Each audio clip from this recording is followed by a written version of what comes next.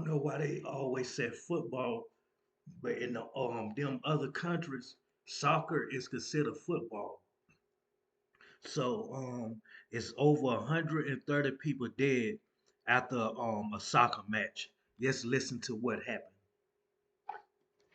Chaos and violence erupted at a soccer match between two of the country's biggest teams. Have a look. You can see in this video the clashes between fans and security forces. Authorities say a deadly stampede occurred after police fired tear gas into the crowd. Nearly 200 people were injured as well. Many were transported to nearby hospitals suffering from lack of oxygen and shortness of breath. CNN's senior international correspondent Will Ripley is following this story from Taipei for us. Will, take us through how this tragedy happened. Well, the tear gas is going to be the key focal point here as they look into why this stampede occurred, because according to survivors, according to journalists who were covering this match, which was expected to be a high-risk match, this is a Saturday night in East Java, Indonesia. Indonesia, known for passionate football fans. Brawls are not uncommon after a contentious match. And yet when police decided to fire tear gas at the lower stands to stop people from rushing the pitch, and in a stadium setting, tear gas is not something that is even allowed by football's governing body, FIFA. A wind gust or some sort of movement of air pushed the tear gas into the upper stands, where there were families with children, and people started to panic. There was a mass panic because people were breathing this in, their eyes were burning, their throats were burning, and they tried to get for the exit. And when you have hundreds of people trying to rush towards one exit as quickly as possible, you end up with people being suffocated, as you just described. You end up with people who are trampled.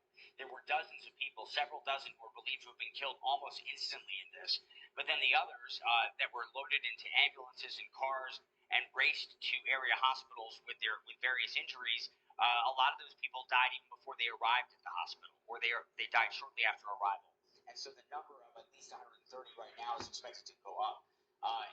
And it's just horrific to That's imagine. a lot of people. 130 people died. Imagine if you were caught up there and then looked at with your kids or with somebody who But you how love, could you die like that? and then you try to get to What, a from safer a place because you stampede? couldn't It ain't breathe. gonna just be And from so base obviously you pepper have spray and shit. Indonesian authorities vowing to look into this. The Indonesian People was president Joko Widodo trampled said upon that or there will be something. I a don't thorough know. evaluation, both into how the football match was held, whether it was perhaps sold, in an overcapacity type of scenario, because Yeah. apparently, according to Indonesia's chief security minister, there were 42,000 tickets sold. Stadium should have only been holding around 38,000 safely.